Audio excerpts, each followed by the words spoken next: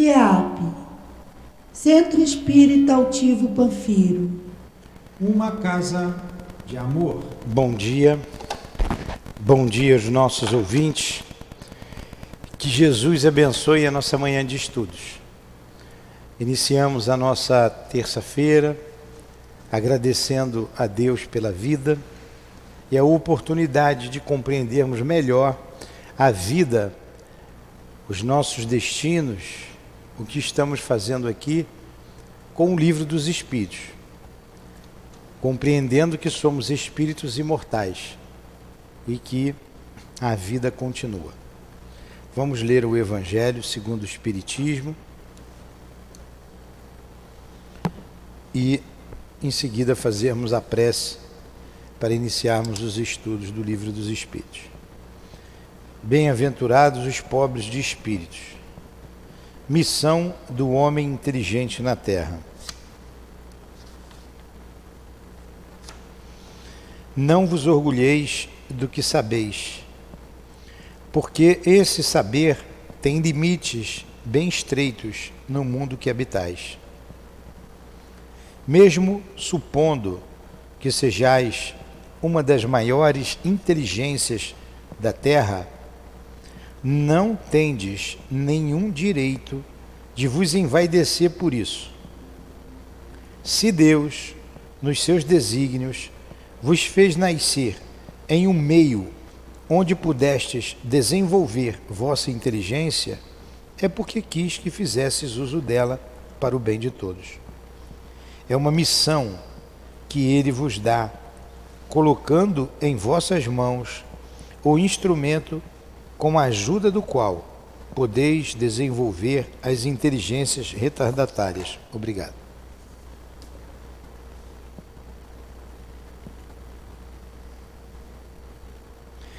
É uma missão que Ele vos dá, colocando em vossas mãos um instrumento com a ajuda do qual podeis desenvolver as inteligências retardatárias ao vosso redor e conduzi-las a Deus. A natureza do instrumento não torna patente o uso que dele se deve fazer? A enxada que o jardineiro coloca nas mãos do seu ajudante não lhe indica que ele deve cavar a terra? E o que dirias se o ajudante, em vez de cavar, erguesse a enxada para ferir o jardineiro? Dirias que isso é horrível e que ele merece ser mandado embora. Muito bem. Não ocorre o mesmo com aquele que se utiliza da sua inteligência para destruir a ideia de Deus e da providência entre seus semelhantes? Não ergue ele contra o seu Senhor a enxada que lhe foi dada para preparar o terreno? Terá ele direito ao salário prometido ou, ao contrário, merece ser mandado embora do jardim?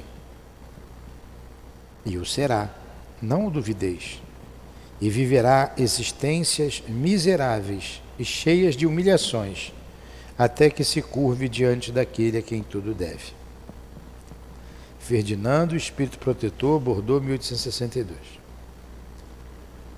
Amado Mestre Jesus, nos reunimos em Teu nome, em nome de Deus, para mais uma manhã de estudos em torno do Livro dos Espíritos, em nossa casa de amor.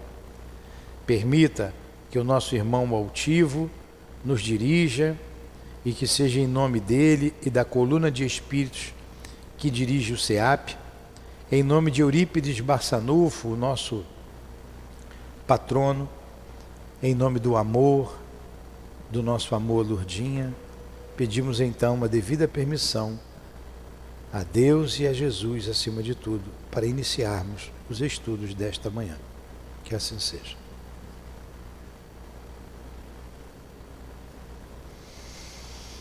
Essa parte que nós lemos do Evangelho, a missão do homem inteligente, eu não li todo, mas é bem pertinente, né, o momento que a gente vive. Quantas pessoas utilizando a inteligência para o mal, utilizando a inteligência para negar a Deus, negar a vida futura, negar a importância de Jesus em nossas vidas. É o que ele diz: vidas posteriores miseráveis terão, né? porque tudo isso tem consequência. E ele fez uma analogia com o jardineiro que usa a enxada. Se o jardineiro usar a enxada contra o patrão, ele vai agir mal. Poxa, o nosso patrão é Deus. Você usar a inteligência contra Deus, a inteligência que Ele te deu, a ferramenta que Ele te deu para progredir e fazer progredir.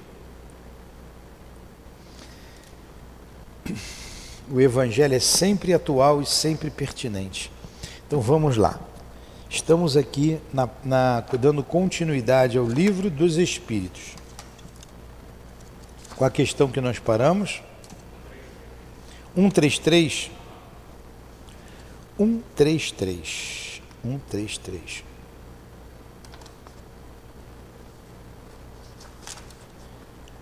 A gente viu com bastante calma semana passada a 132. Ficamos a aula inteira na 132, lembra? O objetivo da encarnação. É a 132. Qual é o objetivo da encarnação dos espíritos? Eu só vou ler, para a gente se situar. Deus impõe-lhes a encarnação como objetivo de fazê-los chegar à perfeição. Para uns é uma expiação, para outros uma missão. Nós vimos com detalhe o que é encarnação, a diferença de encarnação para reencarnação, vimos o que é expiação, vimos o que é missão, tudo com detalhes. Porém, para chegar a essa perfeição, devem suportar todas as vicissitudes da existência corporal. Nisto é que está a expiação. A encarnação tem também um outro objetivo, que é a de colocar o espírito em condições de suportar a parte na obra da criação. É para executá-la que em cada mundo ele toma um instrumento em harmonia com a matéria essencial desse mundo, para aí executar, daquele ponto de vista, as ordens de Deus, de tal forma que, concorrendo para a obra geral, ele próprio se adianta. Olha, quanta informação tem aqui, né? Muita informação. A gente viu com detalhes e mesmo assim tinha muito mais coisas para se ver. Vocês têm dúvida com relação a essa resposta? Quer perguntar alguma coisa, Guilherme? Não. Então vamos seguir em frente. Aí tem aqui uma observação de Kardec. A ação dos seres corporais é necessária à marcha do universo. Deus, porém, na sua sabedoria, quis que nessa mesma ação eles encontrassem um meio de progredir e de se aproximar dele. É assim que, por uma admirável lei de sua providência, tudo se encadeia, tudo é solidário na natureza. Então, todos os seres colaboram para o desenvolvimento do meio em que ele se encontra. Desde o verme que se rasteja debaixo da terra, verme não se rasteja? Como é que verme faz, né? Sei lá, desde do verme que está na terra até o homem mais bem instruído. Cada um toma a sua parte na criação. Aí ele colocou aqui, estou passando bem rapidinho. Em cada globo ele toma do instrumento que lhe é necessário, é o perispírito. É parte do perispírito que ele toma em cada globo em que ele habita. Aqui na Terra é um, em Marte é outro, em Júpiter é outro, e por aí vai. Então vamos lá, 133. 133. Os espíritos que desde o princípio seguiram o caminho do bem têm necessidade de encarnação. Olha a palavra encarnação aí.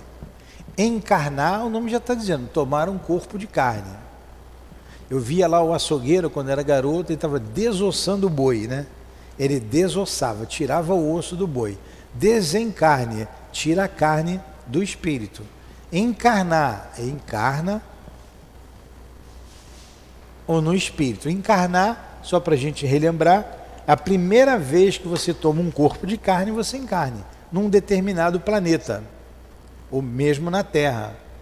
Se a gente sai daqui e vai encarnar em Júpiter, vamos para Júpiter, vamos encarnar em Júpiter, tá? E se continuar lá, a gente vai reencarnando. Então vamos lá. A pergunta é: os espíritos que, desde o princípio, seguiram o caminho do bem, têm necessidade de encarnação?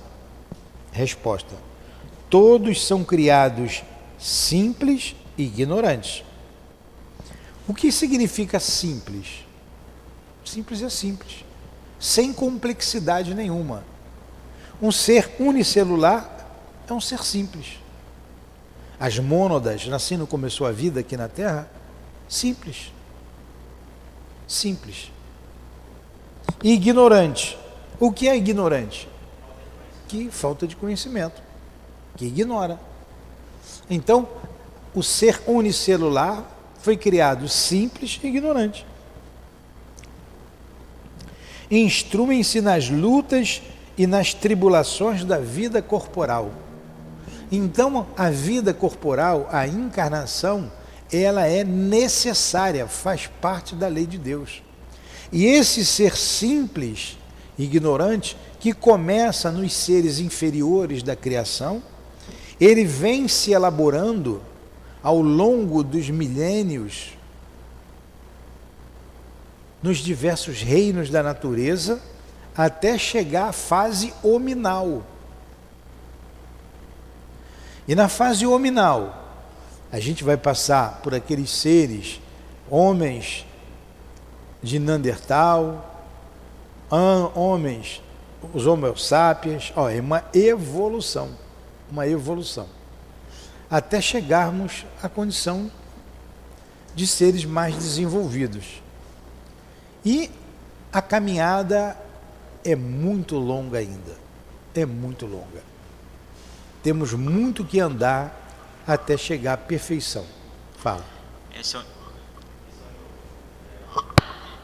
Então, sabemos que todos os espíritos são criados. Tem a lei do progresso, né? Porém, os anjos já são perfeitos, então eles nunca mais precisarão reencarnar, é isso? Tirando isso, tem os espíritos superiores, ou espíritos bons, como mais leves, como já estudamos, que ele vem à Terra a cada 700 anos mais ou menos. Igual a ele, tem muitos outros que demoram mais ou menos, sei lá, quase um milênio para vir. Então vamos lá. Anjo, arcanjo, serafim, espírito superior, tudo a mesma coisa. E esses espíritos, que a igreja chama de anjo, que é um espírito superior, um espírito bom, ele começou simples e ignorante. Isso tem que ficar bem claro. Deus não criou ninguém perfeito. Deus não criou nenhum anjo. Deus não criou nenhum anjo. Deus não criou Jesus como espírito puro.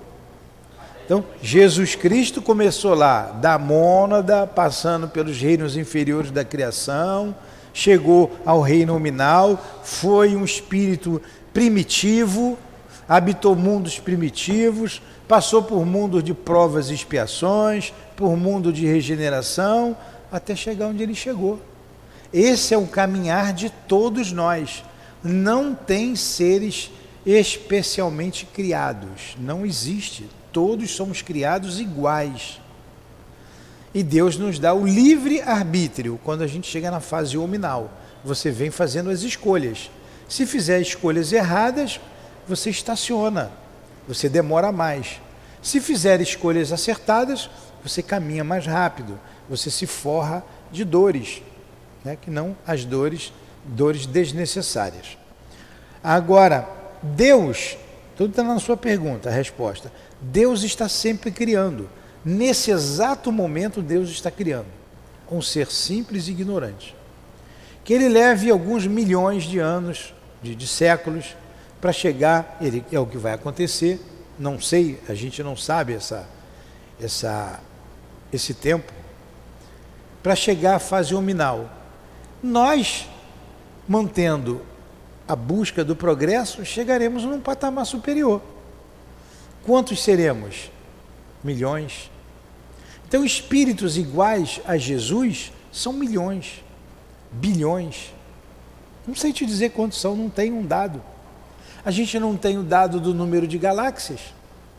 Imaginem do número de planetas e do número de espíritos da criação. Então, Jesus é o espírito mais perfeito que esteve na Terra. Ele é o responsável pelo planeta Terra. Quem é o responsável pelo sistema solar? Quem é o responsável pela galáxia? Pelo universo é Deus.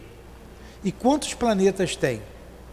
Quantos espíritos superiores, quantos espíritos puros? Com certeza. Com certeza. E esse progresso é infinito até chegarmos a Deus. A gente está estudando, a gente está procurando compreender a vida. O que é que eu estou fazendo aqui? Qual o meu papel na vida? Mas para eu saber, olha como é que é importante a história, né? A história do Brasil é muito mal contada, por isso que está essa bagunça aí, né? Você saber do seu passado. Poxa, então eu vim do mundo espiritual, eu sou um espírito imortal, ó, vim de lá, eu sei de onde eu vim, sei o que eu estou fazendo aqui, buscando o progresso. A vida, a encarnação foi me imposta por provas, expiações, por expiação ou missão. Mas qual o meu papel? Para onde que eu vou? Olha aí, meu futuro, a perfeição. Isso vai fazer com quê? Com que eu me forre de dores. A gente estava comentando ali, eu e o Guilherme estávamos conversando. E falamos com tristeza de um amigo em comum, que tomou um caminho difícil. Olha quantas dores. Infelicidade pura, não é? Ele já está caminhando com as suas próprias dores, mas vai, pelo andar da carruagem, as coisas estão piorando, irão piorar, até que ele vai ter que pedir socorro. Então ele tomou um caminho de dor. Se eu não tomar esse caminho, eu não preciso tomar o caminho que ele tomou. O Guilherme não precisa fazer o que ele fez. Se o Guilherme não fizer o que ele fez, o caminho errado que ele tomou, Guilherme não vai sentir a dor que ele está sentindo. Entendeu? A dor é desnecessária ali. Ele optou pela dor. E quando a dor faz parte da nossa vida. Ela faz parte. Tanto que você sente dor. Se você botar a mão no fogo, vai queimar. Ela faz parte. Ela é um instrumento que Deus se utiliza para o progresso. Você imagine um animal ser engolido vivo por outro animal. Eu não gosto nem de ver. Eu não gosto nem de ver. Você pega lá um animal que vai caçar o outro. Olha o desespero do outro que está sendo engolido vivo. Engolido vivo. E muitas vezes não vai logo aqui para sufocar, vai comendo devagar. É ou não é? Então a dor, o que esse animal está aprendendo? Ali é o mundo deles, um vai comendo o outro. Ali eles estão, é um princípio inteligente que está se desenvolvendo. Você vê hoje no planeta Terra, não tem mais dinossauro. Não tem mais dinossauro. Não tem como. Não tem. Não...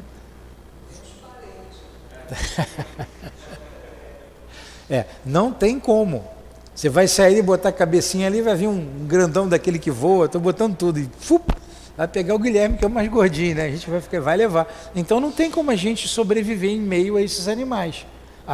O ser humano veio posteriormente. Então estou pegando hoje a gente vê, não tem como. Não tem como um mamute estar passando aqui na rua. Vai chegar uma época que não vai existir mais esses animais ferozes. Não vai ter mais na Terra habitat para você ter um tigre, um leão. Como vai chegar um momento que no planeta Terra não vai ter mais nem os índios. Eles precisam progredir. Eles são espíritos imortais.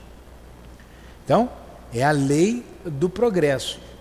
A dor que eles sentem, eles estão valorizando a vida, ele faz parte do desenvolvimento do ser, desenvolve a inteligência, desenvolve a valorização da vida, o instinto, até que vai chegar uma fase que esse princípio inteligente saiu dessa situação e passou a ser um ser inteligente como homem. Deixou de ser princípio inteligente para ser alma ou espírito imortal. Agora, então, a dor, isso é para falar para o Guilherme, que a dor faz parte do desenvolvimento. A dor é um instrumento da lei. Agora,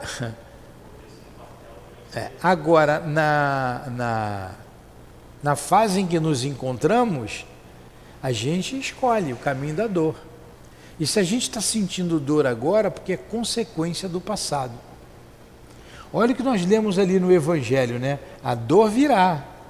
A dor virá. Como é que a gente leu ali? Isso aí tem tudo a ver com o estudo de hoje, a pergunta dele. A enxada que o jardineiro coloca nas mãos do seu ajudante não lhe indica que ele deve cavar a terra? E o que dirias se esse ajudante, em vez de cavar a terra, erguesse a enxada para ferir o jardineiro? Então, o ajudante, se ele usar a enxada para cavar a terra, fazer a parte dele, ele não vai sofrer nada. Ele está ali para isso. Ele vai usar a enxada, vai cuidar do jardim, o jardim vai ficar bonito, ele cumpriu a parte dele. Mas se ele usar contra o jardineiro, contra o dono do jardim, aí ele falou, ó, vai dizer que isso é horrível e que ele merece ser mandado embora.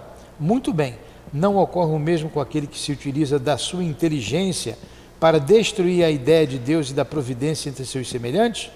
Não ergue ele contra o seu senhor a enxada que lhe foi dada para preparar o terreno? Terá ele direito ao salário prometido? Ou ao contrário, merece ser mandado embora do jardim? Ele responde, e o será, não o duvideis, e viverá existências miseráveis, cheias de humilhações, até que se curve diante daquele a quem tudo deve. Existências miseráveis. Se usar a enxada contra o seu senhor, você vai expiar isso. É a expiação, é a dor que você escolheu. Você optou por seu livre arbítrio. Entendeu, ô Guilherme? Aí a gente continua aqui. A gente vai continuar aqui.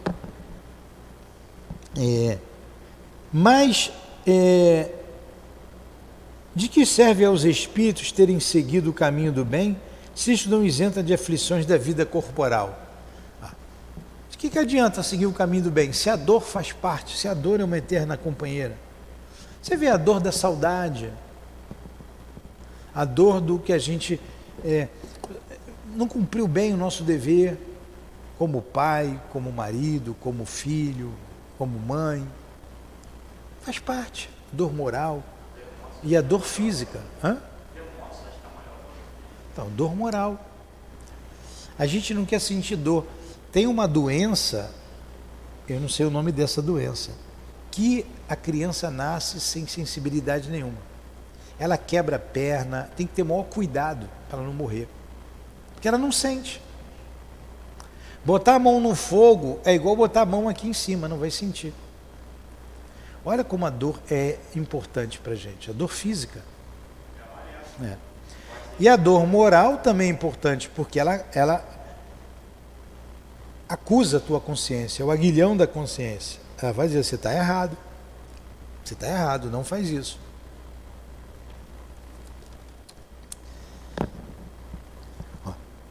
Mas a resposta que ele deu nós já falamos aqui, vou ler de novo a pergunta A.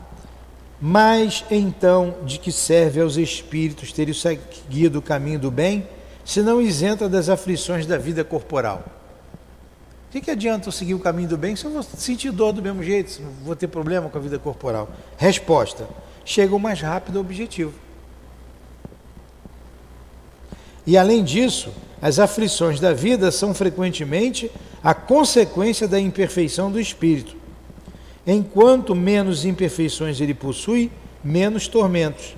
Aquele que não é invejoso, nem ciumento, nem avarento, nem ambicioso, não terá tormentos que decorrem desses defeitos. Se eu não tenho inveja de ninguém, eu não vou sofrer. O nome da doença? Como é que é? Fala no microfone para todo mundo ouvir.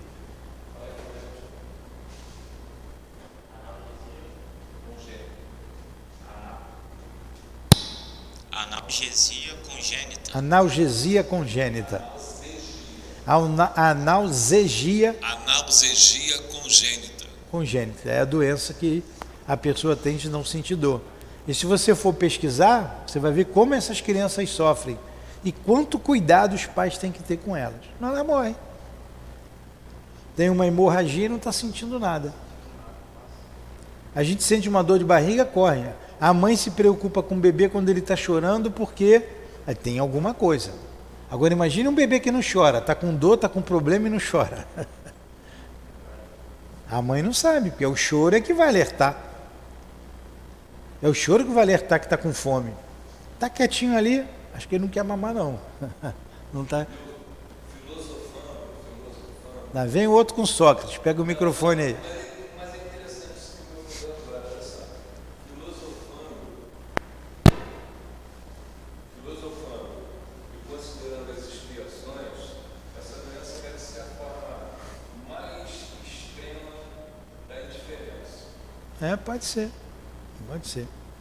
A gente não sabe por que veio assim, mas tem uma razão de ser. Você pensa numa criança, agora não tem nem mais árvore, eu subia em árvore, corria, jogava bola. Imagina, se você não sentir nada, você chutar, dar uma topada e não sentir nada. Aí ele falou aqui, ó, se você não, o objetivo, ele perguntou qual o objetivo então, se você vai sentir dor de qualquer maneira, qual o objetivo da gente tomar o caminho do bem? Chega mais rápido o objetivo. Aí nós falamos do nosso amigo lá, eu não preciso trilhar o caminho dele, ele vai sentir dor, se eu trilhar eu vou sentir também. Aí colocou coisas aqui mais objetivas, né? Que ali a gente não pode falar da vida de ninguém. Mas aqui ele colocou o ambicioso. Se você não tem ambição, você não vai sofrer as consequências da ambição, do ciúme, da raiva. Se eu não estou com raiva, não sinto ódio de ninguém, eu não vou sofrer a consequência disso. Tudo bem? Aí a gente entra na questão 134. Ele pergunta, que é a alma? Resposta, um espírito encarnado. Alma e espírito é a mesma coisa, só que quando está no corpo, para diferenciar, a gente chama de alma. Quando deixa o corpo, a gente passa a chamar de espírito. O que é o espírito? É a alma desencarnada, né? O que é a alma? É o espírito encarnado. Que era a alma antes de unir o corpo? Espírito. Está bem claro? As almas e os espíritos, portanto, são, identicamente a mesma coisa? Sim, as almas são apenas os espíritos. Antes de se unir ao corpo, a alma é um dos seres inteligentes que povoam o mundo invisível e que revestem temporariamente o envoltório carnal para se purificarem e se esclarecerem. Olha aí, estamos num corpo físico, ele deu um outro conceito. Ó. Estamos num corpo carnal para nos purificarmos e nos esclarecermos. Bem claro, né? Há no homem outra coisa além da alma e do corpo? Parece que essa pergunta é tão simples para a gente está cansado de saber que sim, né? Ele está dizendo, sim, há o elo que une a alma ao corpo, mas ninguém leva isso em consideração. Ninguém não, que dizendo, a maioria não leva. Que existe além da alma e do... Muitos não levam em consideração nem a existência da alma. E muitos que acreditam na alma, você vai na igreja católica, você vai nas igrejas evangélicas, eles não compreendem o corpo espiritual. Eles não sabem o que é. Para eles é a alma que vai para o inferno ou para o céu e o corpo que morre e que um dia ainda vai voltar na época na ressurreição. E por que eles falam disso? Porque eles dizem que Jesus ressurgiu dos mortos. Mas Jesus não ressurgiu. Jesus apareceu com o seu corpo espiritual. Então o homem é espírito, que tem um corpo espiritual e que tem um corpo carnal. Mas lá nas escrituras, nas cartas de Paulo, Paulo se refere ao corpo espiritual. Quando ele diz, morre no corpo animal, renasce no corpo espiritual. Mas essas religiões não levam em conta isso, eu não sei as outras. Porque quando você está no mundo espiritual, você está com seu corpo espiritual. Como é que eu vou conhecer a Lourdinha aqui, se ela aparece aqui? Se ela tivesse que se materializar? com um corpo que ela tinha aqui, para a gente conhecê-la. E quem está vendo ela? Está vendo o altivo, está vendo a Cidinha, a Neuza, qualquer espírito, um parente, um amigo, um irmão, com a mesma fisionomia, para a gente conhecê-lo, saber quem é, só que é um corpo espiritual, que a gente não vê. Vocês estão vendo a água aqui, na atmosfera? Está cheio d'água aqui. Esse aparelho ali, ó, está jogando ela lá fora, que o ar fica seco, né? Ela vai tirando a umidade do ar, não tem água aqui. Só que a água está na forma de vapor, que a gente não vê. O corpo espiritual é matéria, só que é uma matéria mais sutil, que a gente não vê. Com um aparelho dá para ver a água. O médium tem um aparelho que ele vê o espírito. Ele tem um corpo espiritual. Bem claro? Aí ele coloca aqui, qual a natureza desse elo, né? Esse elo é o corpo espiritual, o perispírito. Qual é a natureza dele? De que ele é feito? Qual é a origem? Ele responde, semimaterial. Semimaterial. O que é semimaterial? Não é material, nem é imaterial. É meio barro, meio tijolo. Semimaterial. Isto é, intermediário entre o espírito e o corpo. É preciso que assim seja, para que eles possam comunicar-se um com o outro. É através desse elo que o espírito age sobre a matéria e reciprocamente. Então, como é que eu escrevo? Eu escrevo com lápis. Lápis é um intermediário. Não dá para eu escrever sem um lápis, eu tenho que usar o lápis. O espírito só se comunica com o corpo age. O corpo obedece. Quem pensa, quem manda é o espírito. Ele age sobre o corpo físico através desse elo do perispírito. Está compreensível isso, Guilherme?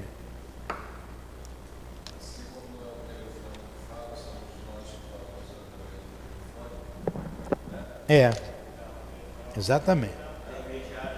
Exatamente. Não é o telefone que fala, a gente usa o telefone para falar. O telefone não é inteligente, como o corpo não é inteligente. O corpo é um instrumento que a inteligência utiliza. Fala no microfone sempre.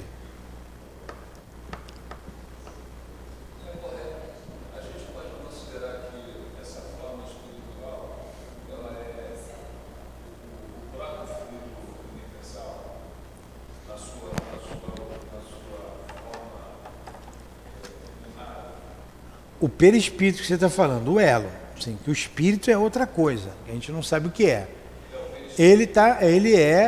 Vem dessa matéria, a quintessência da matéria.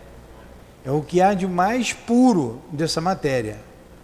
Então, a matéria no seu estado primitivo, ela vem se desenvolvendo, não sei se essa palavra, ela vem se aglomerando até chegar aqui, essa matéria bruta que a gente conhece. E daqui para trás ela vai se sutilizando, quintessenciando, até chegar no seu estado mais primitivo. O que na sua origem, que é o fluido cósmico universal. Quando a gente estudava, a gente pensava, a gente tinha como teoria, como base, o átomo, como a menor partícula da matéria. E a partir do átomo você forma as moléculas, né, onde você tem toda a matéria. Mas o átomo, ele não é a menor partícula da matéria. Hoje a ciência já sabe disso, ele se subdivide. Então ele se subdividindo, ele vai chegar lá no seu estado puro, mais puro. Que eu não sei qual é, que a gente chama de fluido cósmico universal. O perispírito é dessa matéria mais sutil, porque a gente não vê. Tudo quanto é matéria. São três elementos: Deus, o Criador, o Espírito e a matéria. Não é inteligência, é matéria. Tá?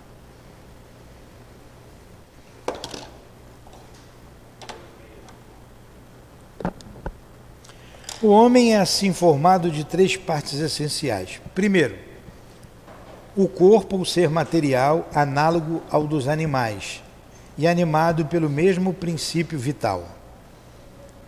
Já falou uma outra coisa, o princípio vital é a energia que dá vida ao corpo. A alma, espírito encarnado cujo corpo é a habitação. O princípio intermediário ou perispírito, substância semimaterial, que serve de primeiro envoltório ao espírito e une a alma ao corpo. Tais são o fruto, o germe, o perispérma e a casca. Aí você lembra aqui de um abacate, o caroço, aquela polpa e a casca fora. O espírito, o perispírito e o corpo físico. Tá? Pergunta. 136. A alma é independente do princípio vital?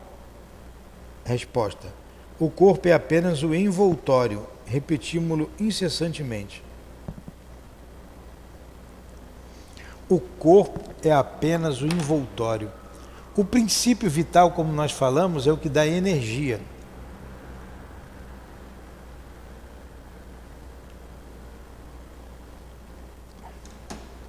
Um aparelho elétrico, um ar-condicionado, ele está funcionando porque ele está com energia. Se tirar energia, ele para de funcionar. Vamos dizer, ele morreu. Aquele aparelho lá está parado. Não tem energia. O corpo físico tem energia. Quando a energia se esvai, ele morre. Essa energia é o fluido vital. É independente do corpo. Tá?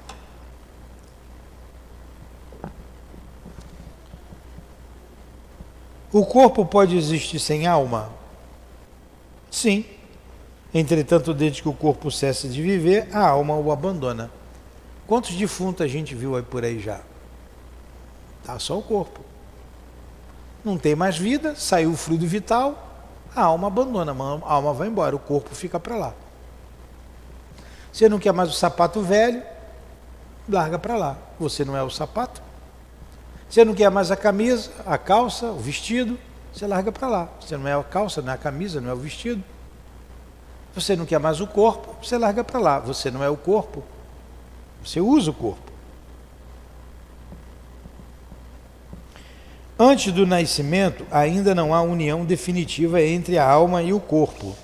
Enquanto que depois que esta união foi estabelecida, a morte do corpo rompe os laços que unem a alma e esta o deixa. A vida orgânica pode animar o corpo sem alma. Mas a alma não pode habitar num corpo privado de vida orgânica. A alma ainda não está ligada ali no feto que está se desenvolvendo, ela está se ligando, ela começa a ligar, ela se liga no momento da concepção, e aí essa ligação vai se apertando até o momento do nascimento. Já existe a vida do corpo e existe ali o espírito, que vai se ligando ao corpo.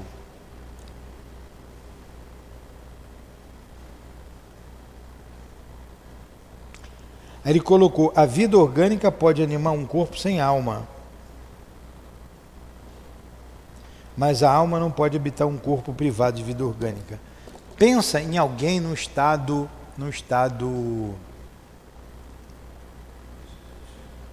vegetativo, num aparelho. Então o corpo está ali e está se mantendo vivo, está em coma, se mantendo vivo por um aparelho. O médico vai lá, diz que não tem mais atividade cerebral, faz o eletro, não tem como voltar à vida. Chama um segundo médico, vai lá, não tem mais como voltar à vida. E às vezes até um terceiro médico. Vou desligar o aparelho. O corpo está funcionando, mas o espírito não está mais ali. O espírito já foi embora. Não tem como o espírito estar ali, porque não tem mais vida no corpo. Aí quando desliga o aparelho, o corpo morre. O espírito já foi embora.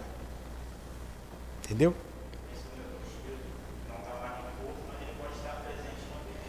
Pode estar em qualquer lugar. Pode estar até jungido ao corpo, sem estar ligado perispiritualmente, porque o corpo é uma referência dele. Então, a minha esposa, ela entrou em coma, ficou por aparelhos, os médicos detectaram a morte cerebral, ela ficou 2 dias no aparelho, quando desligou o aparelho, o corpo morreu, porque o espírito não estava mais ali. E depois, perguntando aos guias, eles disseram, ela foi logo levada para uma região de refazimento. Veio no momento do enterro, para assistir o enterro, passou ali rapidamente, assistiu o enterro do corpo e retornou para o tratamento. Então o corpo tinha a vitalidade dada pelo aparelho e não tinha mais espírito ali. Então pode ter um corpo com vitalidade sem o espírito habitando. Entenderam? Ok. Então, vamos lá. Ah, mas já teve caso aí, eu mesmo vou me complicar aqui. Vocês não estão falando? Tem caso aí que o camarada ficou lá não sei quantos anos nos Estados Unidos, depois voltou à vida. Estava por aparelho, estava em coma, quando desligou o aparelho não morreu. É porque tem vitalidade ainda.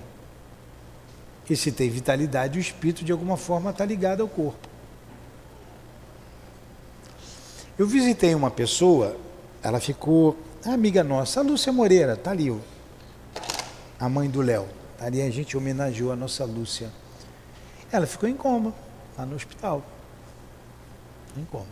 Ficou quase 2 anos. Agora veja só. 2 anos.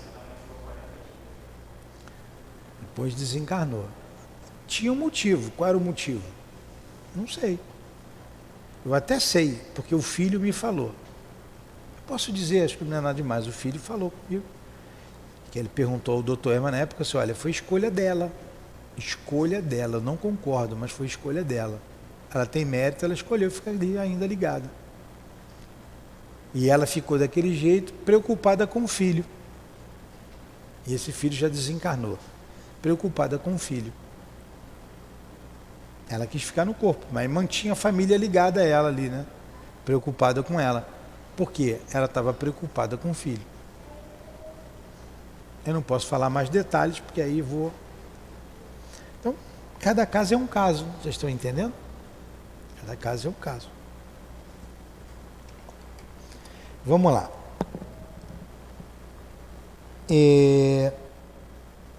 O mesmo espírito pode encarnar em 2 corpos diferentes simultaneamente? Poxa, isso é claro que não, né? Não, o espírito é indivisível e não pode animar ao mesmo tempo 2 seres distintos. Não tem como. Eu sou inteligência, como é que eu, inteligência, vou estar em 2 corpos?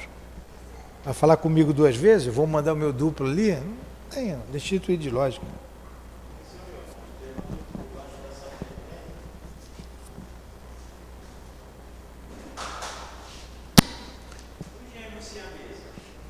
Tem 2 espíritos ali. Dentro do mesmo corpo tem 2 espíritos. Aqui ele perguntou o contrário, 2 corpos. Ali são 2 espíritos. Tem alguma explicação Tem. Ali vai uma formação, né, do corpo, o problema da matéria. Normalmente são espíritos inimigos. Então vem logo junto para aprender a se perdoar e a se amar. Porque se um não quiser, já era. Ali, pois é. Não vou mais respirar. Vou me matar, morre. E o outro, como é que vai ficar? É uma coisa difícil, complexa. Então ali normalmente são espíritos inimigos. Espíritos inimigos. Tem uns casos muito estranhos, né? Muito bizarro mesmo, estranho. Colado por tudo. Pois é. Vamos parar por aqui? Ou vamos pegar 138? Vamos pegar o 138. O que se deve pensar da opinião daqueles que veem a alma como um princípio da vida material? Resposta. É uma questão de palavras. Não nos atemos quanto a isso. Começai por vos entenderes a vós próprios. Quer dizer que a alma é, a princípio, questão de palavras. A 139 a gente vê semana que vem. Foi bom o estudo? Foi, né?